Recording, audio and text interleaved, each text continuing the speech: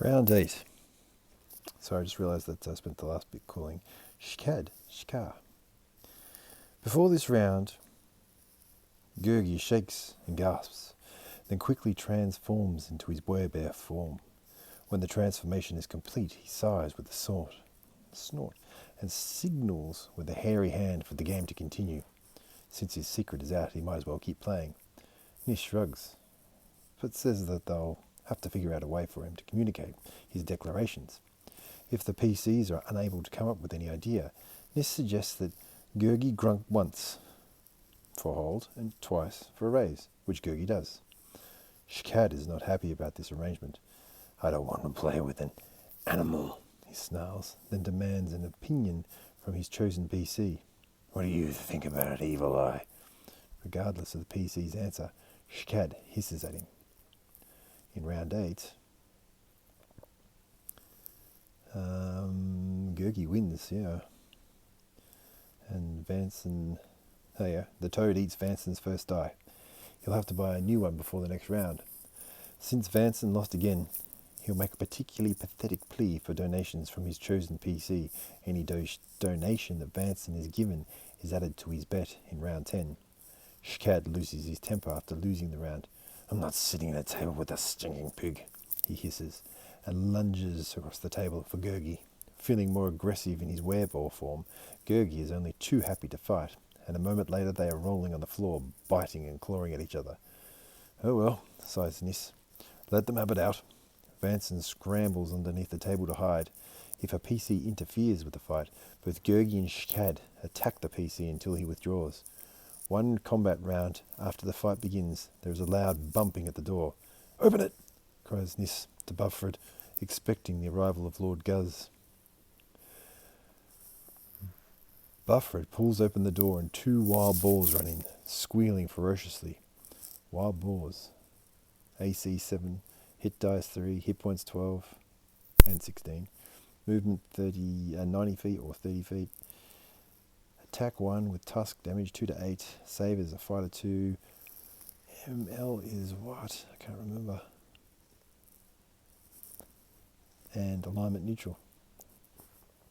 Gurgi summoned the boars to help him fight Shkad. Unfortunately, the boars aren't sure who the enemy is supposed to be, and they charge directly at the PCs. The boars viciously attack the PC with their tusks, and Gurgi is too preoccupied to call them off. Nis and Bufford huddle against the wall while the battle rages. Nis forgets completely about activating his living statue, and the noise drowns out any pleas from the PC for him to do so. Vanson stays under the table. Gurgi and Shkad scuffle on the floor, attacking any PC who interferes. The Spottle Toad appears very bored during the fight, raging around it. If one of the wild boars is killed, the other panics and runs away. Bufford slams the door shut and locks it. If the PCs are killed by the boars, the adventure comes to an abrupt end. Although, if the demise of the PCs is imminent, a compassionate DM, next page, might have Bufford or Nis help them fight the boars. Assuming the boars are dealt with, Bufford signals for the fight to end, or else suffer the blows of the living statue. Exhausted, Gurgi and Shkad cease fighting and scramble back to their places at the table. They each have suffered 6 hit points damage from their scuffle. If you're finished, says Nis, let's get back to the game. Ooh, cool picture going. Round 9. Looks like no one wins. The NPC's enthusiasm for the game is about gone. I forgot to mention a special rule, says a nervous Nis. When the Spottle Master rolls a 9 in the 9th round, everyone wins. Nis pays off all the NPCs and PCs the amounts of their original bets.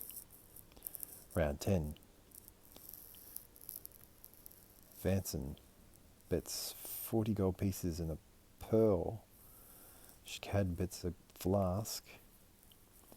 No one beats Nis. The disgusted Shkad bets his empty wine flask. Nis announces the flask has a value of 2 CP. The Toad eats the first die of the last PC roll. The Toad eats the first die of the last PC roll. Of the last PC to roll. All of the NPCs are ready to give up, especially Vanson, who gave in to an impulse and virtually wiped out in this round. Nis asks the PC if they'll keep playing. If they agree, Nis insists that the PCs stay too, so the PCs won't. Insists that the NPCs stay too, so the PCs won't have to play alone. If the PCs are players, gosh, it's getting crazy. If the players are also ready to call it a night, Nis starts offering bonus money from his bag of holding. He first offers them 10 GP each. If the PCs still resist, he offers them an additional 50 gold pieces, then 100 gold pieces.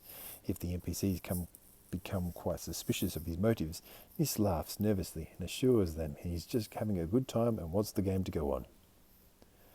Next section is called Midnight Rendezvous. At the completion of the 10th round, or earlier, at the DM's discretion, there is a loud knock on the door. Bufford nervously opens it, and in strides a large hobgoblin wearing a brass crown. There's a picture. Look at that. Reminds me of Alf. Accompanied by 2 hobgoblins carrying battle axes and a 4th goblin with glazed eyes. Ooh. The hobgoblin with the crown is Lord Guz. The axe carriers are his bodyguards, and the 4th is a Thol in the service of Lord Guz. Lord Guz, Hobgoblin King, AC 6, hit dice 5, hit points 22, movement 90-30, attack 1, damage by weapon type +2, save at 5th level, ML, 10, alignment, chaotic, sword. Non-specific sword. What is ML? Gosh, it's getting me. Hobgoblin bodyguards, 2 of them, AC 6, hit dice 4, hit points 13 and 15, movement 90 and 30, attack 1, damage by weapon type, save fighter 4, ML 10. If King dies, reduce ML to 8. Maybe it's the morale. It could be morale. Alignment, chaotic, battle axe. And Thul, which I've discovered is a mix between a hobgoblin, ghoul, and troll, I think. AC 6, the interesting one. Hit dice 3 with double stars. Hit points 18. Movement 120 and 40. Attack 2 claws or by weapon. Damage 1 to 3 or by weapon type. Save against paralyzing touch. SD regenerates 1 hit point per round. SD, not sure what that means. Save, fighter 3, ML 10, alignment chaotic. Guz slams the door behind him and Bufford locks it on his orders. When Vanson gets a look at the hobgoblins, he faints, dead away. Guz surveys the room and nods his approval. "Very goodness. These mongrels will make fine food." At this point, the PCs may likely suspect they've been suckered, but before they can take action, Nis speaks. Next page. Final page. "What do you mean, food?" he says. "That's not what you told me." "What do you care?" barks Guz. "They're mine now." Nis is suddenly overcome with guilt. Innocence for slaves is one thing, but food is another. "My statue will stop you," he says defiantly, then fishes inside the bag of holding for the star-shaped key to activate the statue. "Where's the key?" he says, searching frantically. "It was in the bag. I know it was." Not anymore. As explained previously, the key is now in the pocket of the unconscious cleric. Vanson. Guz motions for his bodyguards to round up the Spottle players. The fool goes to Nis and touches him on the shoulder. Nis collapses to the floor. If the PCs surrender, the hobgoblins take all their possessions and shackle them in heavy chains. They are then taken to the hobgoblin camp and served as a meal to a lair of hungry thools. Thools, that's a good word. If the PCs resist, Guz orders his bodyguards to kill them. The bodyguards, along with the Thul and Guz himself, viciously attack the PCs and NPCs. They fight to the death. Really? In the first combat round, the Thul touches Bufford and paralyzes him. The Thul then turns his attention to Gurgi and Shkad. Guz and his bodyguards concentrate on the players. If the fool succeeds in paralysing both Gurgi and Shkad, it joins as the attack on the players. If any player thinks to search Vanson, he finds the living statue's star key in the cleric's pocket. If the PCs manage to revive Vanson, cure light wounds or a potion of healing will do. He voluntarily gives up the key as a reward, he believes, for saving his life. Placing the key in the star-shaped hole in the statue's chest instantly activates the statue, which obeys all orders given by person who activated. Living statue, iron. AC 2, hit dice 4, asterisk. Hit points 30, movement 30, 10. Attacks 2, damage 1 to 8, 1 to 8, plus special. SD non-magical weapons stick in the statue's body if saving throw versus spells fails. Save fighter 4, ML 11, alignment neutral. The PCs may attempt to escape by unlocking the front door. A thief has the standard chances of unlocking the door, or someone must search buffered for the keys. No PC can unlock the complex latches on the door behind the satin curtain. As noted earlier, the rest of the complex cannot be reached unless the DM so decides. Next section, concluding the adventure. If the PCs wish to leave before the battle ends, they'll have to do so without the NPCs. Buffered and Nis, assuming they're conscious, refuse to abandon their home. Likewise, Shkad and Gurgi choose to stand and fight. Vanson feels guilty about stealing the key and also chooses to stay. If the players leave anyway, the forces of Guz ultimately win the battle. Nis, Buffered and all the NPCs are taken away, and Nis's home is looted and destroyed. The officials of Galantry eventually learn of the players' role in the loss of their favourite gambling site, and the players are disgraced and unwelcome in Galantry for the rest of their days. If the PCs kill Guz and his bodyguards, but Buffered and Nis don't survive the battle, the players may search the parlour. All they find value is the bag of holding, which has only 140 gold pieces left in it. There is nothing of value on the bodies of Buffered and Nis. However, if the players defeat the forces of Guz and Nis survives, he apologizes profusely for his deception and pleads with them to accept a peace offering. If the players agree, Nis retreats to his private quarters and returns with a sword +1 and a golden ring, value 500 GP, for each player and NPC. He also gives the remaining 480 gold pieces from the bag of holding to divide amongst themselves. Finally, he extends an open invitation to participate in his nightly Spottle games whenever they're in the area. Troubleshooting for when your dishwasher breaks down. Here are some tips for handling unexpected problems that may crop up during the adventure. The PCs go broke. If the PCs lose all their money early in the Spottle game, or if they don't have much money to start with, this makes them a no-interest loan, telling them they can pay him back with their winnings or make arrangements to do some work later to pay off their debt. If the PCs resist the loan, Nis gives them each 10 gold pieces as a gift. The PCs threaten or attempt to rob Nis. Nis threatens them with the iron statue. If the PCs persist, remind them that Nis is well regarded in Galantry. Should any harm befall him, the NPCs will likely be in big trouble with the Galantry officials. The conflict with Shkad gets out of control, out of hand even. The chosen PC may get fed up with Shkad and decide to eliminate him. So be it, the game continues without Shkad. The PCs, or players, wish to leave early. It is of vital importance to Nis to keep the PCs in place until Lord Guz arrives.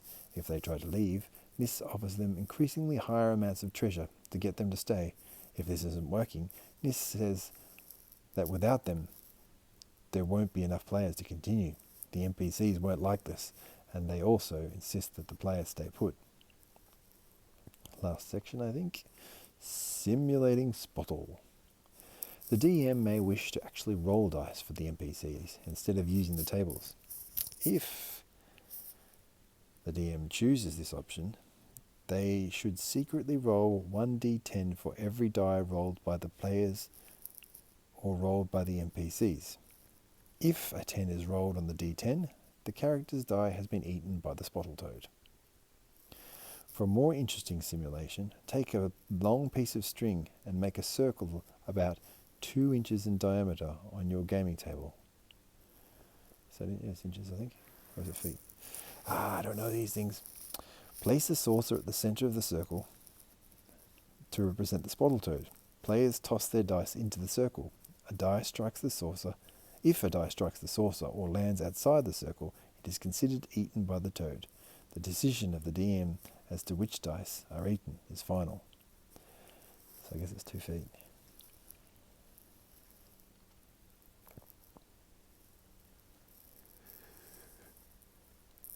As a variation, you might try 3-dice Spottle, which increases the stakes and adds another element of uncertainty.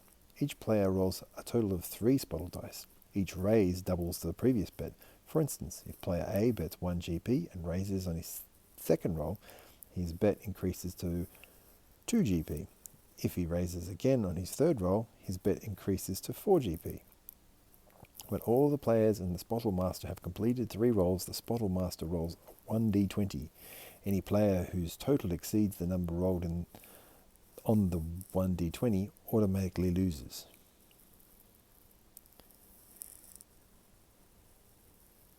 The surviving players compare their totals to the Spottle Master's total, and winners and losers are assessed, as in standard Spottle. As the popularity of Spottle continues to spread across the known world, other variations are sure to develop. Regional versions rumoured to exist include Dead Man Spottle, Fireball Spottle, and the extremely tricky Gelatinous Cube Spottle. The DM is encouraged to explore these and other Spottle variations in their campaign. That is the end of At the Spottle Parlor by Rick Swan from Dungeon Magazine 12. Looks like this.